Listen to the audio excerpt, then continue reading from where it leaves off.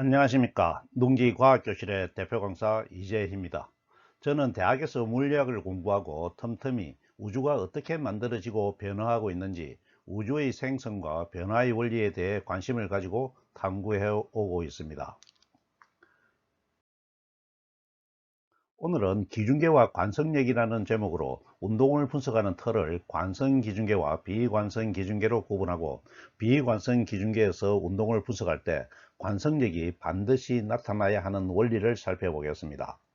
교과서적인 설명으로는 무엇을 관성력이라고 하는지, 관성력이 왜 나타나는지 정확하게 이해하는 것이 쉽지 않은데, 오늘 동영상을 보고 나면 더 이상 헷갈리지 않고 확실하게 이해할 수 있을 겁니다. 오늘 동영상 내용입니다.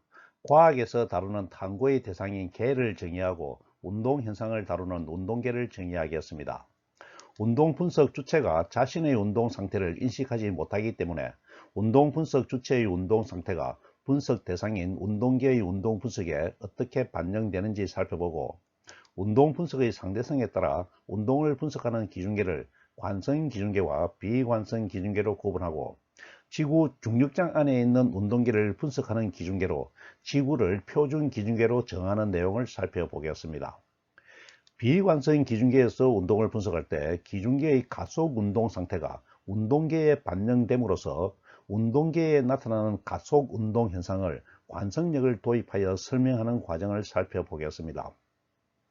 운동계의 운동 분석을 수식으로 표현하기 위한 기호 표기법과 좌표계의 설정에 대해서도 알아보고, 관성 좌표계와 비관성 좌표계에서 수식으로 표현한 운동 법칙이 모두 성립하도록 하기 위한 갈릴레이 변환식과 관성력의 도입에 대해서도 살펴보겠습니다. 관성력에 대한 이해를 높이기 위해 자동차의 가속 운동과 엘리베이터의 가속 운동에서 반드시 관성력이 반영되어야 하는 현상을 자세하게 분석하겠습니다. 오늘 동영상은 내용이 상당히 많고 동영상 길이도 길지만 모두 아주 중요한 내용입니다.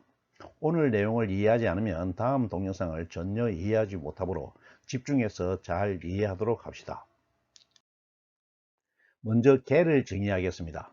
우리가 탐구하거나 연구하거나 분석하는 등의 과학 활동을 할 때 현실적으로 관심 영역을 한정하는 것이 필요합니다. 이렇게 한정한 관심 영역을 구분하여 개라고 부릅니다. 개는 범위를 정하면 되므로 관심 영역을 둘러사는 울타리를 치면 됩니다. 그러면 울타리가 개의 안과 밖을 구분하는 경계를 이루게 됩니다. 개의 경계 밖을 주위라고 구분하면 개와 주위가 우주를 이루게 됩니다. 스케일이 너무 큰가요? 우주 전체를 구성한다는 안목을 가지는 것이 필요하지요. 개는 경계의 성질에 따라 세 가지로 구분할 수 있습니다. E = mc 제곱이 나오기 전에는 우주는 물질과 에너지로 구성되어 있다고 답하면 맞는 답이었습니다.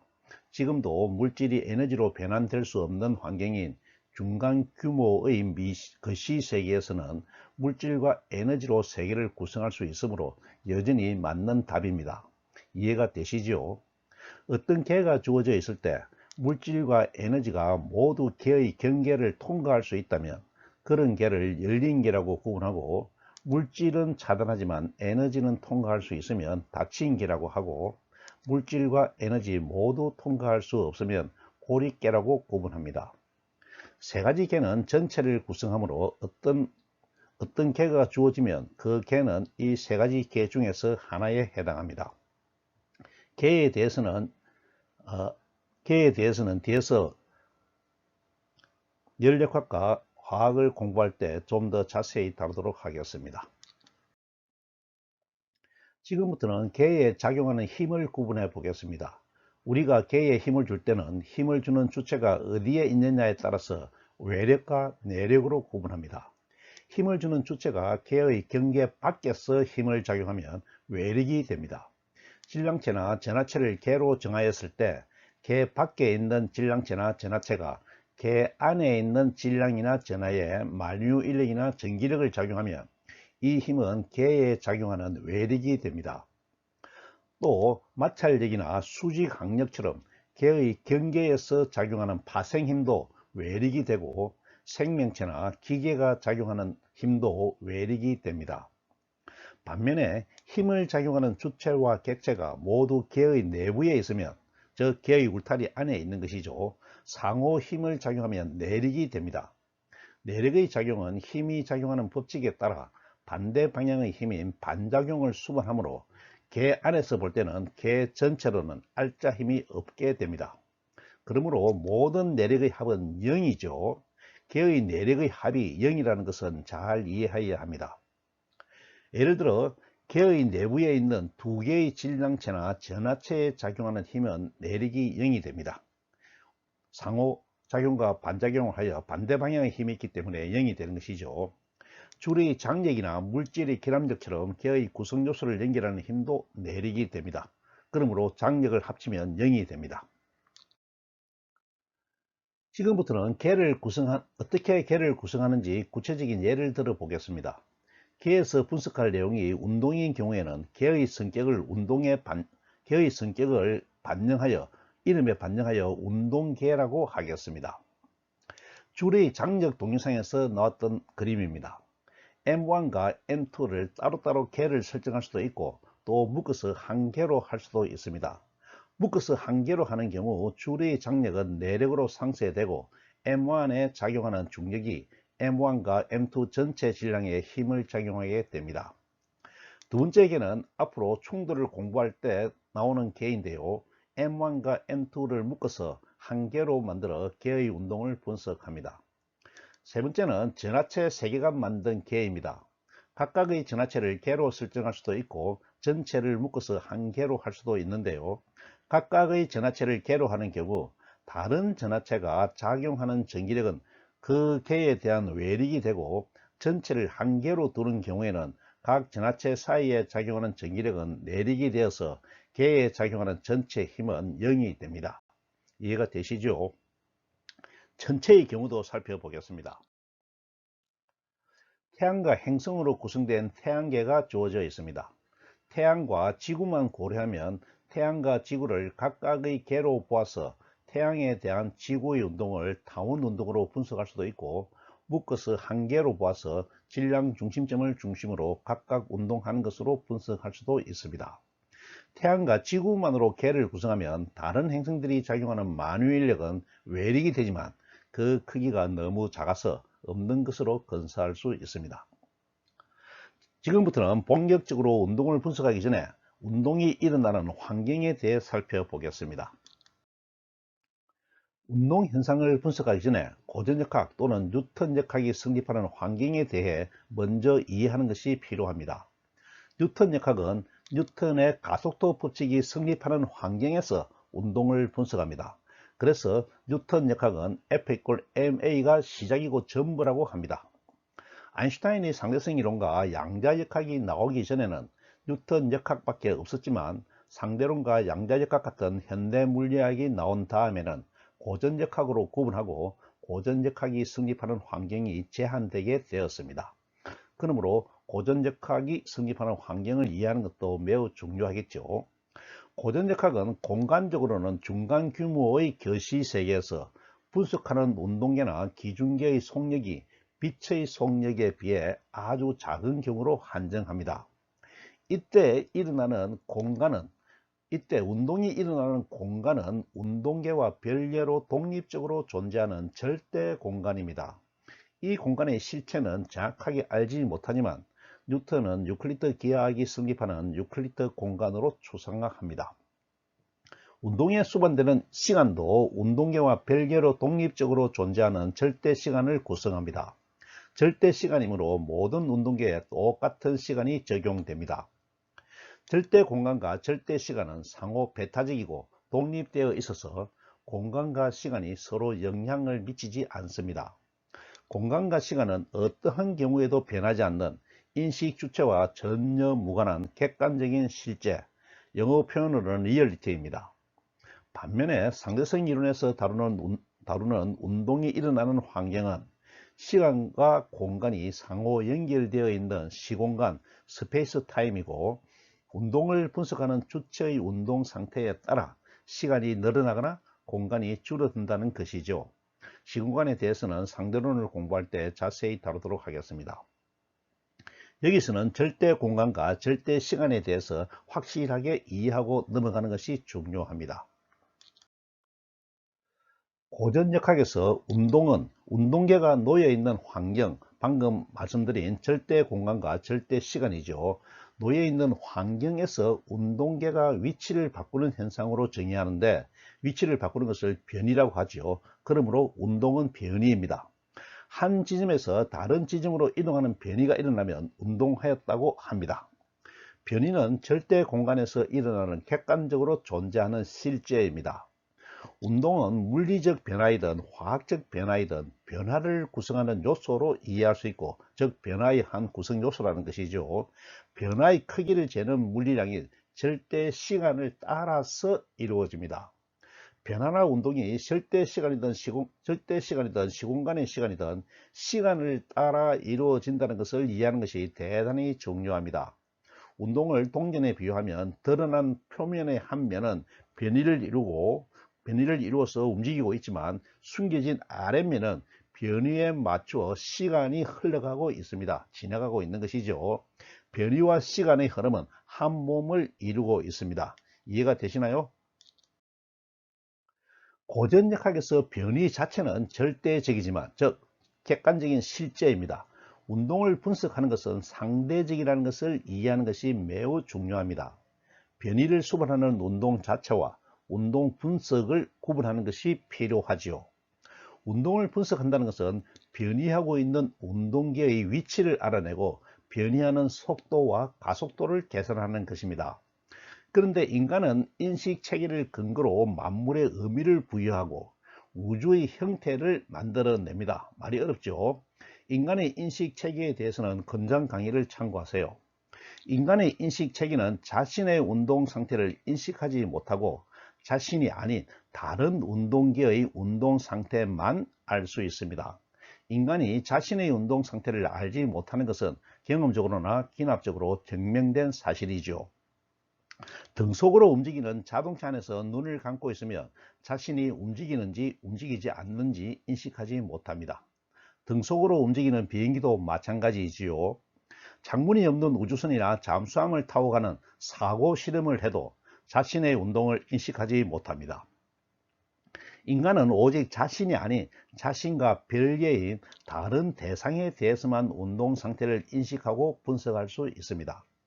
이같이 운동이 다른 사람에 의해서만 분석되는 성질을 운동 분석의 상대성이라고 하는데, 지금부터는 줄여서 표현할 때는 운동의 상대성이라고 하겠습니다. 여기서 아주 중요한 사실 하나를 미리 말씀드리고 가겠습니다.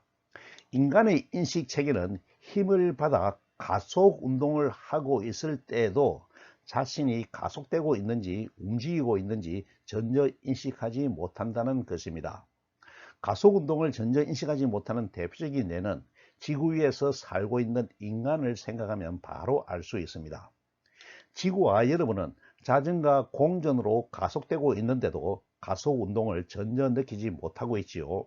이해가 되시나요? 지금부터는 운동 분석의 상대성 또는 운동의 상대성이 중요한 이유는 운동을 분석하는 주체의 운동 상태에 따라 운동 분석 내용이 달라지기 때문입니다.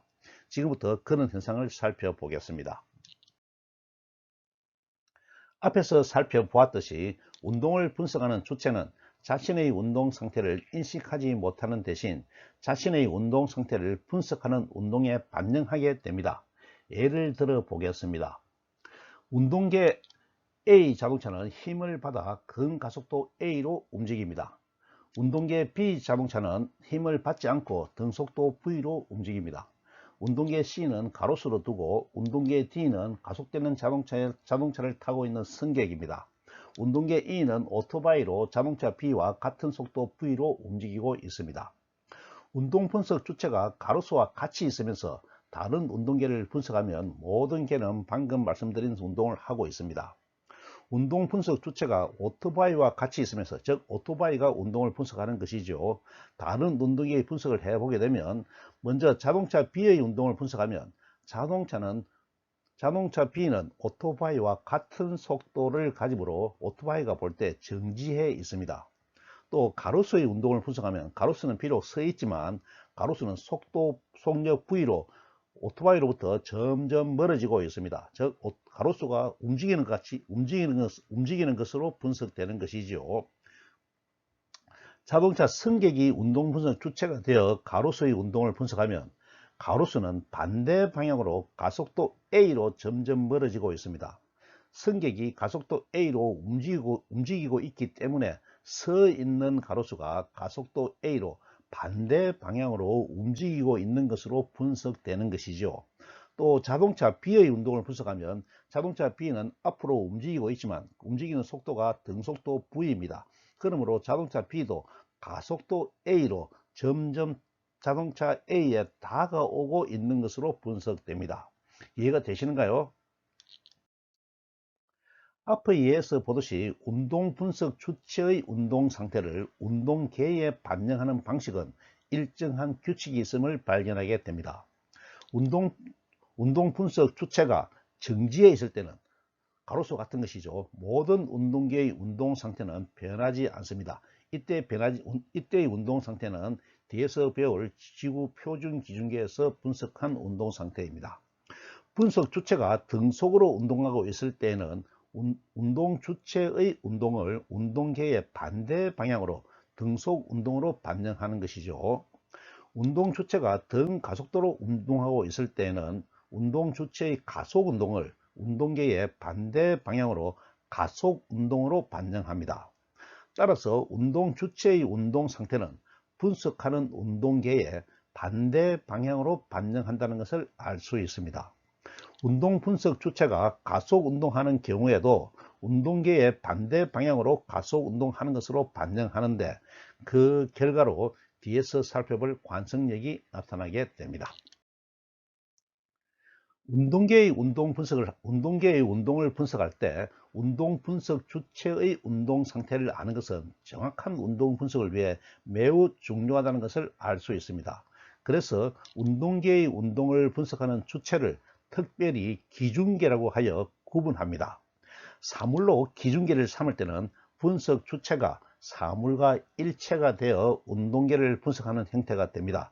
앞에서 오토바이를 기준계로 할 때는 오토바이와 일체가 되고 자동차를 기준계로 할 때는 자동차와 일체가 되는 것이죠. 사물을 의미화하는 것입니다. 그러면 운동계와 기준계는 서로 다른 계가 되고 기준계 밖에 운동 분석 대상이 되는 운동계가 존재하게 됩니다. 앞으로 특별한 언급이 없으면 지구를 기준계로 삼아서 운동을 분석하는데 뒤에서 지구를 표준 기준계로 정할 것입니다. 그래서 자동차의 속도가 시속 100km라고 말할 때는 지구 기준계에서 분석한 운동 상태가 됩니다. 운동을 분석하는 기준계는 관성 기준계와 비관성 기준계로 구분할 수 있습니다. 관성 기준계는 힘을 받지 않는 기준계가 운동계의 운동을 분석할 때의 기준계인데 기준계가 힘을 받지 않으므로 기준계는 정지해 있거나 등속 운동을 하고 있습니다. 그러므로 기준계의 운동 상태를 운동계에 반영하는 내용도 정지해 있거나 반대 방향으로 등속 운동하게 되겠죠. 그래서 관성 기준계가 운동을 분석할 때는 운동계에서 관성의 법칙이 성립합니다.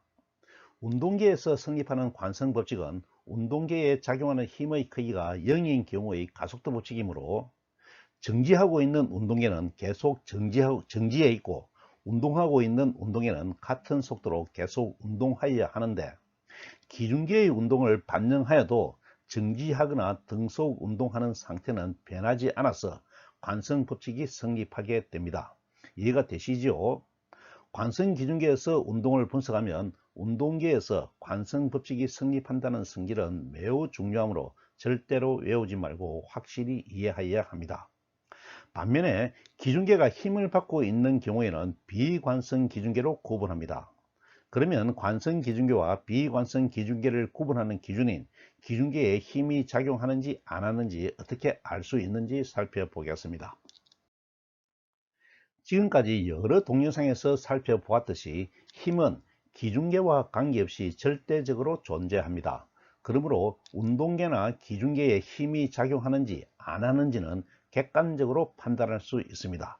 객관적으로 판단할 수 있다는 것을 잘 이해해야 하겠죠.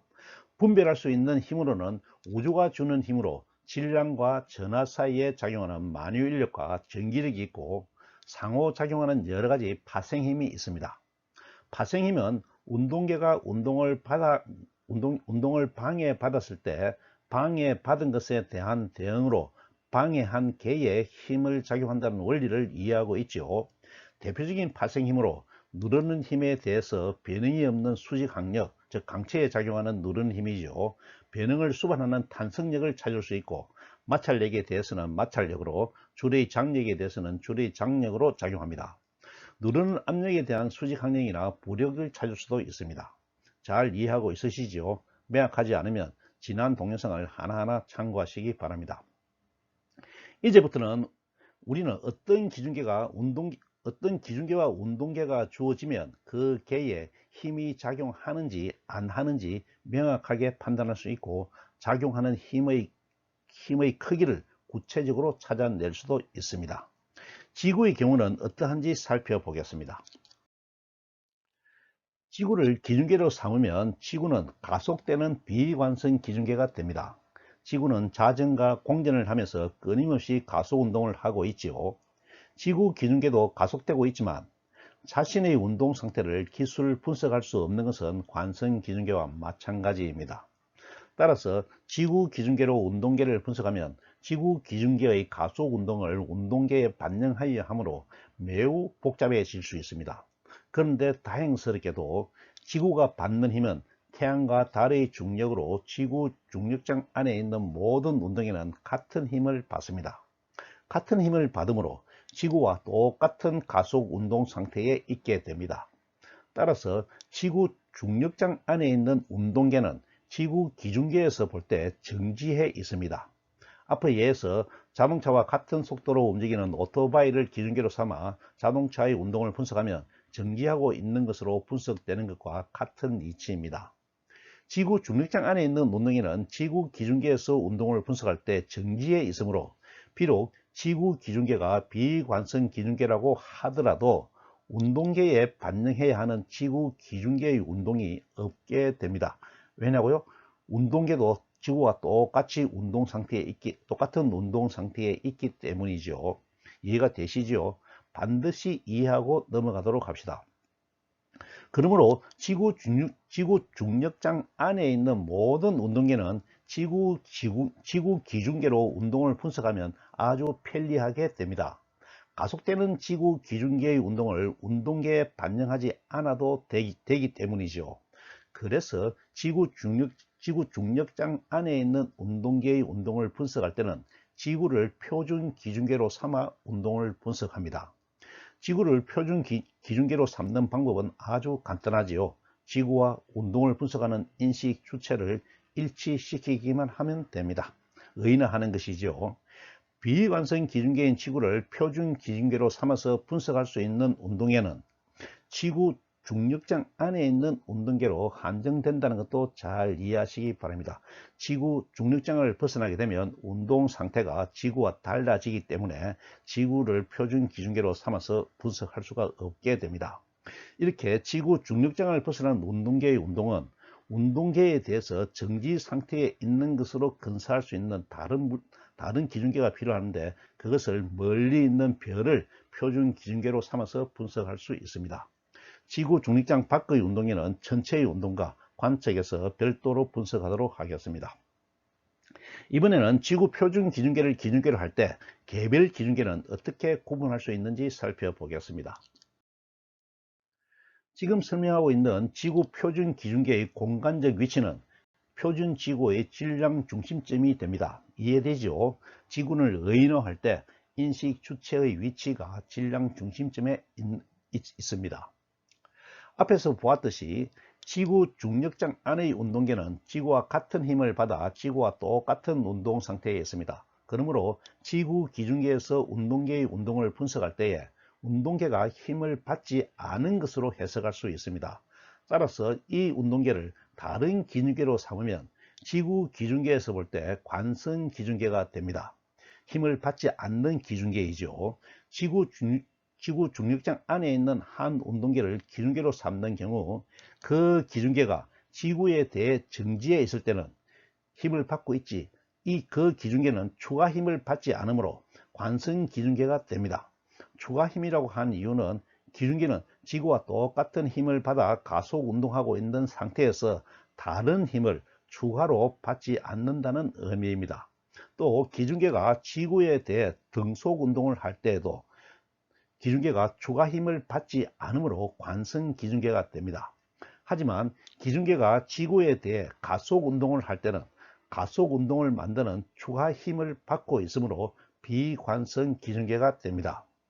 관성 기중계에서 운동계의 운동을 분석할 때는 관성 법칙이 성립하는데, 비관성 기중계에서 운동을 분석할 때는 어떤 현상이 나타나고 또 그 현상을 해결하기 위해서 관성력이 어떻게 도입되는지 살펴보겠습니다.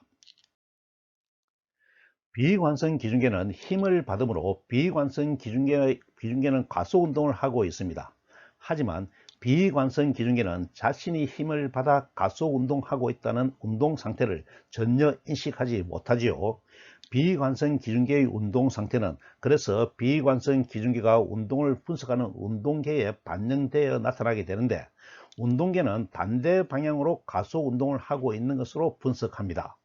이 같은 운동계의 가속도는 실제로 힘을 받아서, 앞에서 우리가 분석한 실제 힘이죠. 실제 힘을 받아서 만들어진 가속 운동이 아니고 단지 비관성 기중계의 가속도가 옮겨간 것으로, 비관성계가 볼 때 그 보기로 가속 운동하는 것으로 보이는 것에 지나지 않습니다.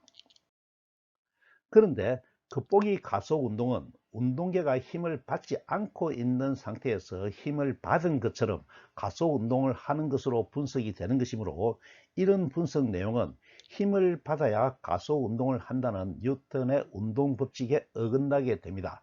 힘이 작용하지 않았는데도 가속도가 생겼지요. 물론 겉보기이지만요. 물리학자는 이같이 모순되는 겉보기 현상을 극복하는 한 가지 방법으로 겉보기 운동에 대응하는 겉보기 힘을 도입하여 해결합니다. 겉보기 힘을 관성력이라고 하여 실제 힘과 구분하여 부르기도 하고, 겉보기 힘, 관성력은 비관성 기중계가 운동계에 반영한 겉보기 가속 운동을 만들어내는 겉보기 힘, 가짜 힘입니다. 관성력은 비관성 기중계가 자신의 비관성을 운동계에 반영한 결과로 나타나는 것이지요. 어떻습니까? 관성력이 왜 나타나는지 잘 이해가 되십니까? 지금부터는 겉보기 운동을 설명하는 겉보기 힘인 관성력이 어떤 성질을 가지는지 살펴보겠습니다. 관성력은 비관성 기중계가 기중계가 되어서 다른 운동계의 운동을 분석할 때 반드시 운동계에 나타나는 겉보기 힘입니다. 비관성 기중계에서 운동계의 운동을 분석할 때는 반드시 운동계에 반영해 주어야 하는 힘이지요. 하지만 관성력은 가짜 힘이므로 힘의 법칙인 작용 반작용 법칙이 성립하지 않으므로 반작용하는 힘은 찾을 수가 없습니다. 관성력도 벡터 물리량으로 크기는 비관성 기중계의 가속도와 같은 크기의 가속도를 운동계에 만들어낼 수 있는 힘의 크기이고, 운동계에 만드는 가속도입니다. 힘의 방향은 비관성 기중계에 작용하는 힘의 반대 방향입니다.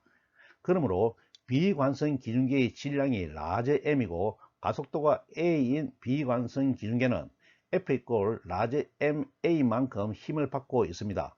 그런 경우 비관성 기중계가 운동계에 반영하는 관성력의 크기는 운동계의 질량을 스몰 m이라고 하면 F-=-m-a가 됩니다. 비관성 기중계와 운동계에 나타나는 가속도의 크기는 같지만 힘의 크기는 힘이 작용하는 질량에 따라 다르게 결정됩니다. 이해가 되시죠? 관성력이 발생하는 근거와 그 크기를 잘 이해해야 합니다. 관성력에 대한 이해를 깊게 하기 위해 관성력이 나타나는 경우를 분석해 보겠습니다. 먼저 가속도 A로 가속 운동하고 있는 자동차를 기준계로 하여 가로수의 운동을 분석해 보겠습니다. 자동차를 기준계로 삼는 것은 인식 주체를 자동차와 일치시키면 됩니다. 기준계인 자동차는 가속 운동하고 있으므로 비관성 기준계입니다.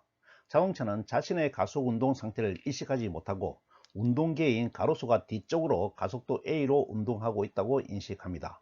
그런데 가로수는 실제로 힘을 받지 않고 있으므로 기준계가 분석한 극보기 가속 운동을 만들어내는 극보기 힘인 관성력 F = -ma를 도입합니다. 이해가 되시죠? 한 가지 예를 더 들어보겠습니다. 가속 운동으로 이륙하는 비행기를 타고 있는 승객의 운동을 분석하는 경우입니다. 이 경우 기준계는 가속 운동하는 비행기로 비관성 기준계입니다. 비관성 기준계에서 승객을 운동계로 하여 승객의 운동을 살펴보면 승객은 관성력을 받아 뒤쪽으로 가속 운동을 하여야 합니다. 그런데 승객이 앉아있는 시트가 승객의 가속 운동을 방해하여 승객이 시트의 파생 힘인 누르는 힘을 작용합니다. 그러면 시트는 힘의 법칙에 따라 누르는 힘에 대한 반작용으로 수직 강력을 승객에게 작용하지요. 우리가 실제로 이륙하는 비행기에서 경험하는 힘은 시트가 누르는 수직 강력입니다. 관성력이 나타나는 현상이 좀 더 잘 이해가 되시지요? 지금부터는 지구 중력장 안에 있는 운동계의 운동을 분석하여 수식으로 표현하는 과정을 살펴보겠습니다. 운동계의 운동을 분석하기 위해서는 분석 대상이 되는 운동계와 운동을 분석하는 기준계가 필요한데, 여기서는 기준계를 지구 표준 기준계로 정하겠습니다. 기준계가 운동을 분석하여 얻는 정보로는 운동계의 위치는 S로, 특정 시간을 표현하면 ST로, 속도는 V, 시간을 반영하면 VT, 가속도는 A, 시간을 반영하면 AT로 표기하겠습니다. 위치, 속도, 가속도는 모두 벡터 물량이지만 벡터 기호는 생략하겠습니다. 1차원 직선 운동을 하는 것으로 가정합니다. 지구 표준 기준계에서 운동계 A의 운동을 분석할 때 운동 정보의 표현은 분석 대상 운동계를 아래 첨자로 표시하고 SA, VA, AA로 표기할 수 있고, 분석 기준계를 표시할 때는 분석 대상 운동계의 아래 첨자 옆에 기준계 기호를 표기합니다. 그러면 지구 표준 기준계를 표기할 때는 SAE, VAE, AAE가 되지만 통상 지구 표준 기준계는 표기하지 않았고 생략합니다. 또 운동계가 하나로 명확한 경우에는 운동계를 표시하는 첨자도 생략하여 간단하게 SVA로 표기합니다. 운동계의 위치를 벡터로 표시하게 되면 PA로 기준계가 원점 벡터가 되고 E죠. 원점 벡터가 되고 원점 벡터의 시점이 되고 운동계가 종점이 됩니다. PA. 속도와 가속도도 같이 VE, VA, AE, AA가 되겠죠. 운동계가 P점에서 Q점으로 변이한 경우에는 변이를 나타내는 기호 델타를 써서 델타 S로 표기하고 벡터로 표기하면 델타 S는 Q 벡터죠. QA 빼기 PA가 됩니다. 평균 속도 QA 빼기 PA가 되는 것은 벡터의 뺄셈과 덧셈에서 공부하였죠. 평균 속도 V는 델타 S 나누기 델타 T이므로 V는 델타 S 나누기 델타 T이고, 순간 속도를 구하면 미분하여 ds dt가 됩니다. 평균 가속도 A는 델타 V 나누기 델타 T가 되고, 미분하면 순간 가속도는 A는 dv dt가 됩니다. 미분 연산자에 대해서는 수학 시간에 다시 배우도록 하겠습니다. 이번에는 지구 표준 기준계가 아닌 다른 기준계 B나 기준계 C에서 운동계 A를 분석할 때의 표기를 살펴보겠습니다. 기준계 B에서 분석한 운동계 A의 운동 분석 정보는 기준계를 나타내는 첨자를 운동계를 나타내는 첨자 뒤에 적어서 SAB, VAB, AAB로 적으면 됩니다. 이때 뒤에 있는 B는 기준계를 나타내고 앞에 있는 A는 운동계를 나타내죠. 반대로 A가 B를 분석할 때는 SBA, VBA, ABA가 되겠죠. 마찬가지로 뒤에 있는 A는 기준계가 되고 앞에 있는 B는 운동계가 됩니다. 기준계 C가 분석한 정보도 마찬가지로 SAC, VAC, AAC가 됩니다. 그런데 두 기준계에 대한 상대 물리량을 지구 표준 기준계에서 분석한 표준 물리량이라는 것은 지구를 기준계로 하는 물리량이죠. 표준 물리량으로 바꾸어 표현할 수가 있습니다. 벡터 SAB는 기준계 B가 본 A의 변이로 그림에서 보듯이 화살표 BA로 표시할 수가 있습니다. 그런데 벡터의 삼각형법 덧셈에 의해서 벡터의 덧셈을 중간에 지구를 경유하는 덧셈으로 적용하게 되면 SEB 더하기 SAE로 A로 바꿀 수가 있습니다. 즉 B에서 A로 간 벡터는 B에서 E로 간 벡터에다가 E에서 다시 A로 간 벡터를 더한 것이지요. 그런데 SEB는 기준계 B가 본 지구의 운동인데 운동계와 기준계를 바꾸어 적으면 크기는 같고 부호가 반대가 되는 S-SBE가 됩니다. 이해가 되시죠? 전체를 식으로 표현하면 SAB는 SEB 플러스 SAE가 되고 SEB를 SBE로 바꾸어 쓰게 되면 SA-SB가 됩니다. 이 표현에서 운동계의 표준 물리량을 기준계의 표준 물리량을 뺀 이 표현은 A에서 B로 가는 벡터는 기준계의 운동계의 표준 물리량에서 기준계의 표준 물리량을 뺀 것이 되죠. 이 표현이 가진 의미는 우리가 실제로 생활 속에서 경험하는 것과 일치하는 표현이 되겠습니다. 속도의 경우에도 기준계 B가 분석한 운동계 A의 속도는 VAB는 똑같은 방법으로 SAB가 VAB가 되겠죠. 그러면 VEB 더하기 VAE가 되고 그것을 방향을 반대로 지구를 기준으로 벡터를 바꾸어 쓰면 VA-VB가 되어 운동계의 속도에서 기준계의 속도를 뺀 것이 됩니다. 가속도도 마찬가지로 AAB는 운동계의 가속도에서 기준계의 가속도를 뺀 것이 됩니다. 결론적으로 표준 기준계가 아닌 기준계에서 분석한 운동 물리량을 표준 기준계에서 분석한 물리량으로 표현할 때는 운동계의 표준 물리량에서 기준계의 표준 물리량을 빼면 됩니다. 이해가 되시죠? 이제 구체적으로 운동을 수식으로 표현해 보겠습니다. 운동을 수식으로 표현하기 위해서는 먼저 공간을 수로 표현하여야 합니다. 공간에 수를 부여하기 위해서는 좌표계를 설정하여야 하죠.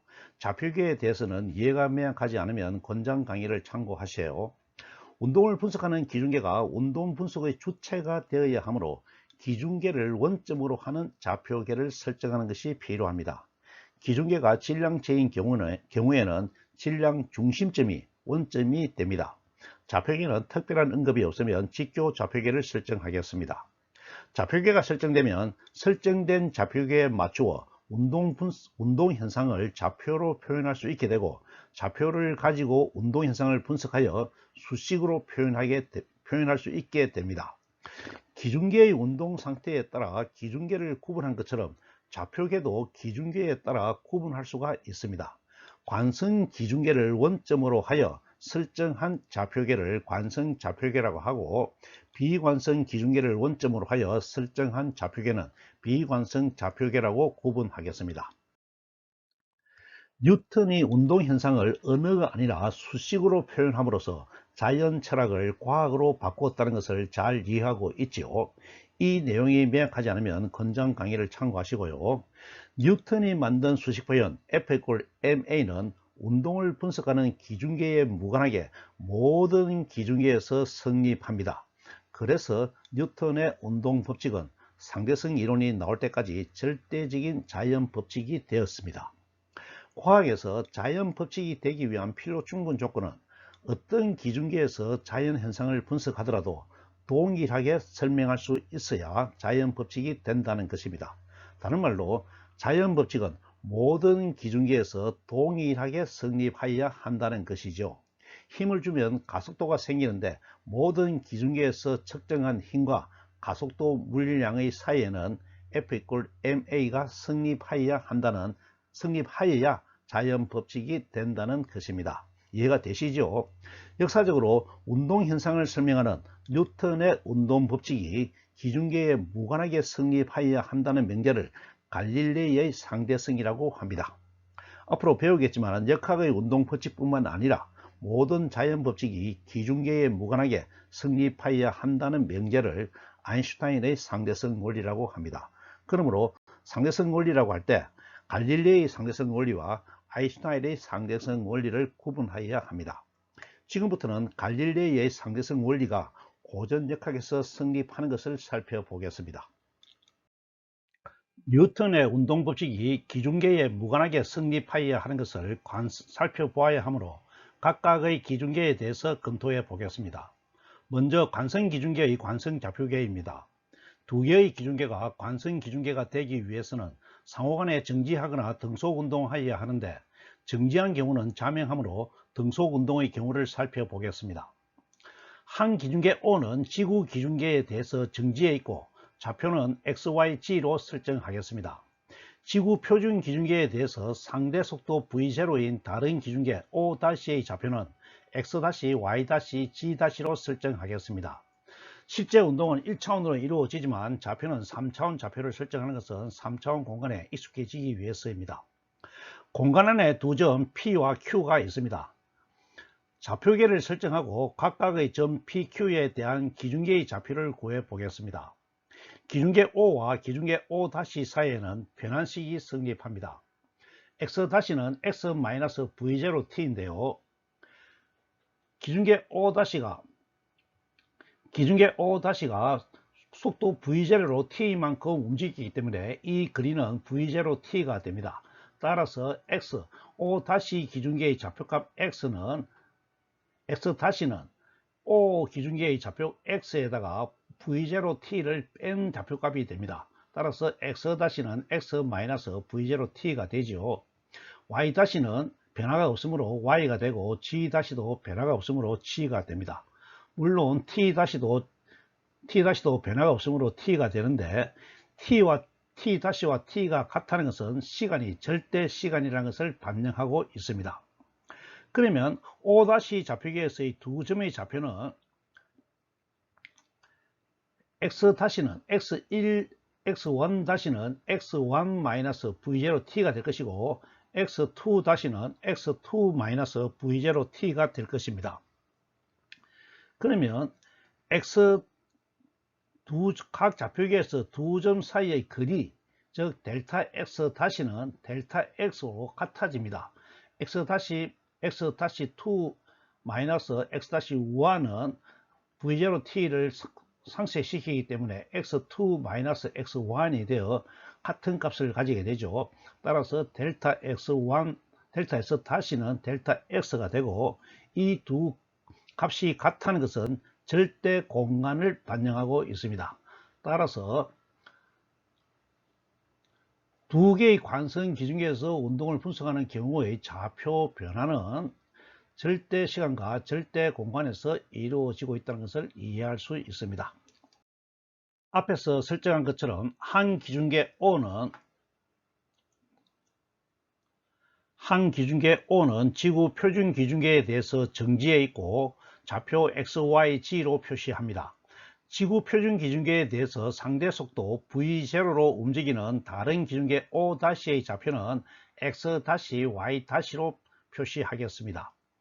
일정한 힘 F를 받아 가속도 A로 움직이고 있는 점 P의 운동계죠. 이 질량 중심점이 되겠습니다. 점 P의 운동을 분석해 보면 X-는 X-V0t가 되죠. 이것은 앞에서 분석한 내용 그대로입니다. 그러면 델타 T 동안에 움직임 변이 델타 x를 표시하게 되면 델타 x 다시는 델타 x 마이너스 v0 델타 t가 되고, 시간 변화율에 대한 변이를 따지게 되면 변이를 따져서 속도 v 다시를 구하면 델타 x 다시 나누기 델타 t가 되고, 식을 대입하면 델타 t 분의 델타 x 델타 t 분의 v0 델타 t가 됩니다. 그러므로 델타 x 나누기 델타 t는 델타 t에 대한 기준계 O에 대한 변화율이므로 속도 V가 되고, 델타 T를 약분하게 되면 상수 V0가 됩니다. 따라서 속도 V-는 좌표계 O-를 기준계로 한 속도 V-는 V- 기준계의 속도 V0를 뺀 것이 되기 때문에 우리가 알고 있는 내용과 일치하게 됩니다. 그리고 가속도를 구하기 위해서 속도에 대한 시간 변화율을 구해보면 델타 V 다시 마이너스 나누기 델타 T는 델타 T분의 V 다시 대신에 V 마이너스 V0를 대입하게 되면 V0가 상수이므로 델타 T분의 델타 V가 되고, 그것은 가속도 A가 됩니다. 따라서 기준계 O-에서 계산한 가속도 A-와 기준계 O에서 계산한 가속도 A가 같아집니다. 그러므로 F는 MA-는 MA가 되어서 두 개의 관성 기준계에서 갈릴레이의 상대성 원리가 성립하는 것을 확인할 수가 있습니다. 이해가 되시죠? 지금부터는 두 번째로 비관성 기준계의 경우를 살펴보겠습니다. 이번에는 비관성 기준계에 설정된 비관성 좌표계에서 운동을 분석하겠습니다. 한 비관성 기준계는 일정한 힘 F0를 받아서 지구 표준 기준계에 대해서 더한 가속도 A0로 운동하고 있고, 다른 관성 기준계는 정지에 있는 것으로 하겠습니다. 좌표계를 설정하고 일정한 힘 F를 받아 더한 가속도 A, 표준 기준계에 대한 물리량이죠. 더한 가속도 A로 운동하는 점 P에 대한 좌표를 구해서 운동을 분석해 보겠습니다. 그러면 기준계 O-에 대해서 O-에 대한 좌표 X-는 X-V0T가 아니고 가속 운동하고 있기 때문에 등 가속도 운동의 변이식을 반영하여 마이너스 2분의 1 A0T 제곱이 됩니다. 그러면 시간에 대한 변화율로 속도를 구하기 위해서 V-를 구해보면 델타 X- 나누기 델타 T가 되고, 델타 X- 대신에 식을 대입하게 되면 델타 X, T에 대한 X의 변화율은 델타 X가 되겠죠. 델타 X 나누기 델타 T가 되고, 마이너스 2분의 1 A0T 제곱에 대한 T의 변화율은 T가 제곱이므로 T 하나에 대한 변화율만 반영하고 나머지 T는 남겨놓습니다. 그리고 T2는 T의 개수를 반영하기 때문에 앞으로 빼내면 2A0T에 T 하나에 대한 변화율 델타 T 나누기 2 델타 T가 됩니다.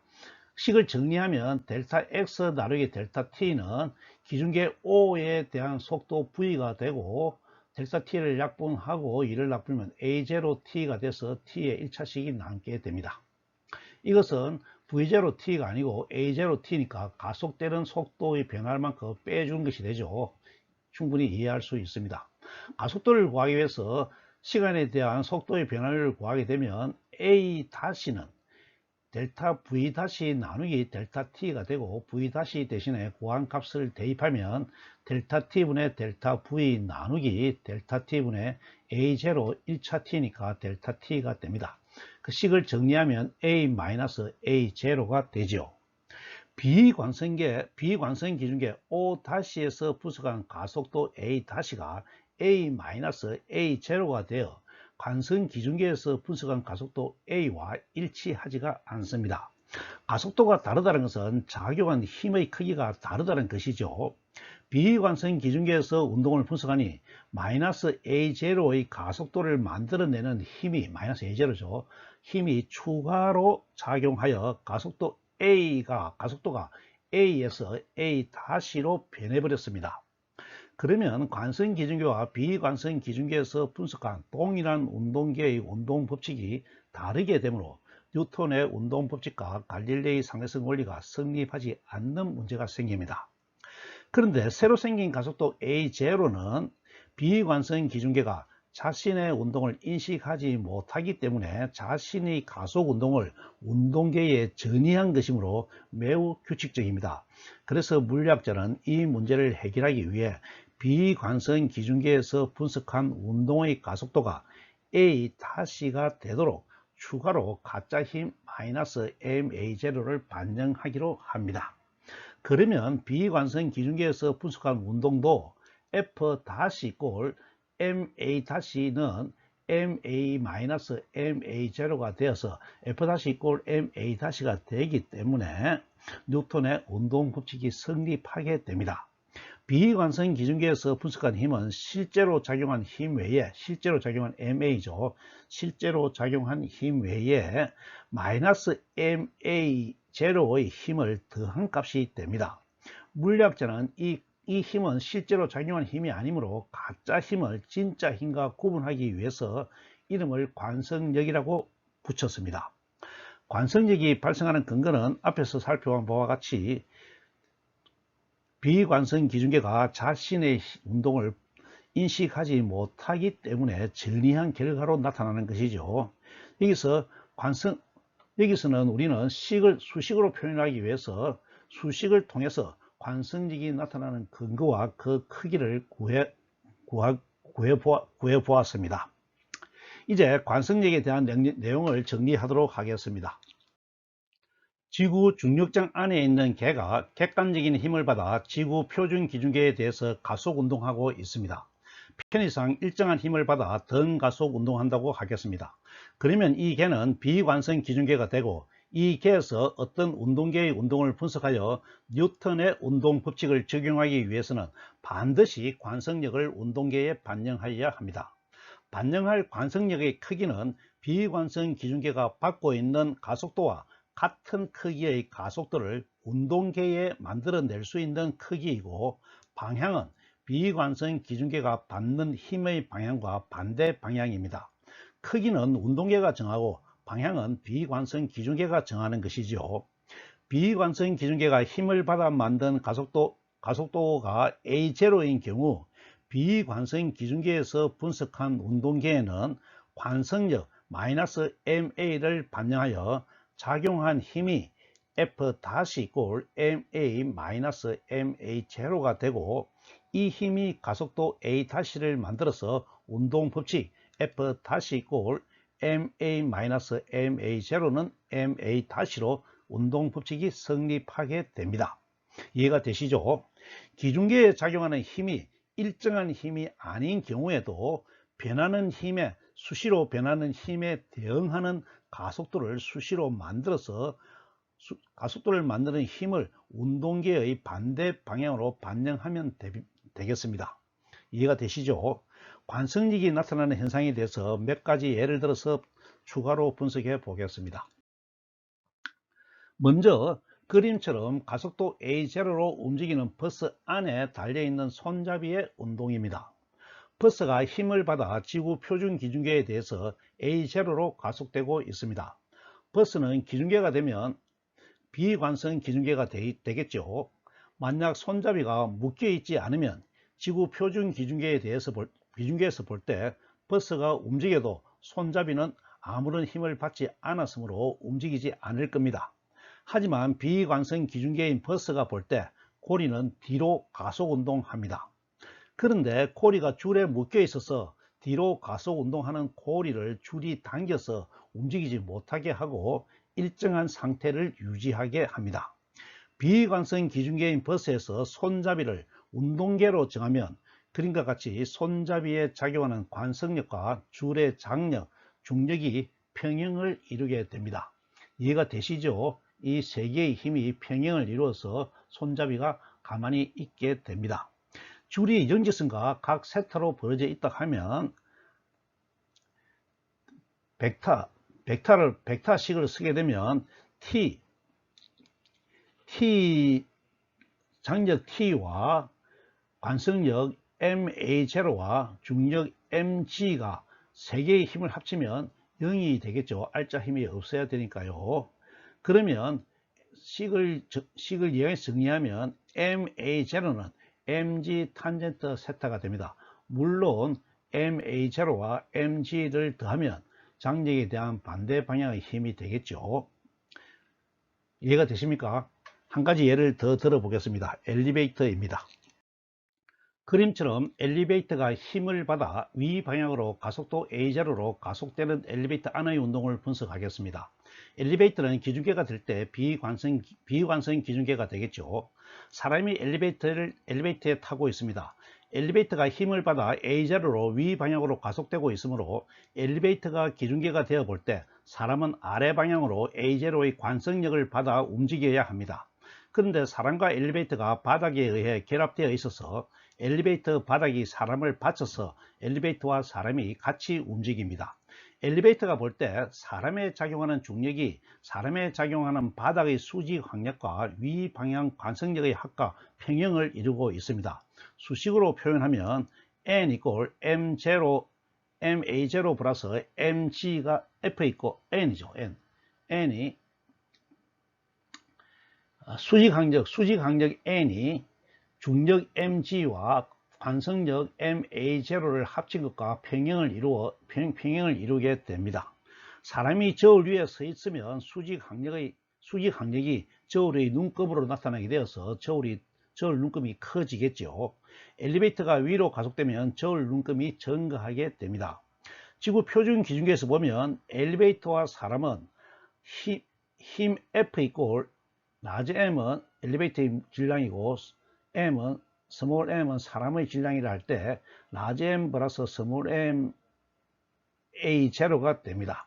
이것은 각각의 힘으로 분리하게 되면 엘리베이터에 작용하는 힘은 라지 M A0, 사람에 작용하는 힘은 M A0가 되고 이것은 F1과 F2의 합력이 F가 되어서 엘리베이터를 위로 끌어올리고 있는 것입니다. 이해가 되시죠? 이번에는 힘을 받아 아래로 가속되는 엘리베이터 안의 운동을 분석하겠습니다. 이때 가속되는 엘리베이터의 가속도가 중력보다 작은 경우입니다. 중력보다 작은 경우이죠. 사람이 엘리베이터에 타고 있습니다. 엘리베이터가 힘을 받아 A0로 아래 방향으로 가속되고 있죠. 그러므로 엘리베이터가 볼 때 사람은 위 방향으로 A0의 관성력을 받습니다. 하지만 중력이 관성력보다 커서 R자 힘이 아래 방향으로 작용하여 사람은 아래로 움직이게 됩니다. 그런데 바닥의 수직 항력이 사람을 받쳐서 엘리베이터와 사람이 같이 움직입니다. 비관성 기준계인 엘리베이터가 볼 때 바닥의 수직 항력과 중력과 관성력을 합한 힘이 평형을 이루고 있습니다. 수식으로 표현하면 N 플러스 MA0 = mg, 즉 중력 mg가 위로 가는 거죠. 반대 방향의 관성력 ma0와 바닥이 사람을 미는 수직항력 n을 더한 값과 같은 값이 됩니다. 즉 n 플러스 ma0가 중력 mg와 같아지는 것이죠. 이때 저울 눈금은 당연히 수직항력이기 되므로 n = mg-ma0가 되어서 저울의 눈금은 줄어들게 됩니다. 얼마만큼 줄어드나요? 마이너스 ma0만큼 무게가 줄어들게 되죠.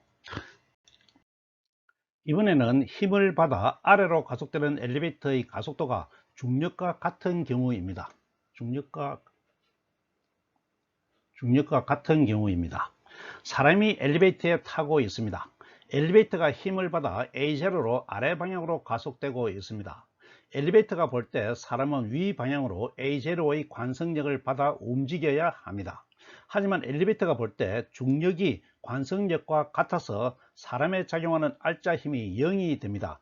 그래서 엘리베이터와 사람이 같이 움직이지만 사람은 무중력 상태가 되어 엘리베이터 바닥에 누르는 힘을 작용하지 않습니다.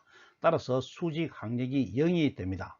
수식으로 표현하면 ma0 플러스 mg가 0이 되고 수직 항력은 0이 되죠. 그리고 mg와 ma0 즉 중력과 관성력이 같은 크기가 됩니다. 이해가 되시나요? 다른 경우를 한 번 더 보겠습니다.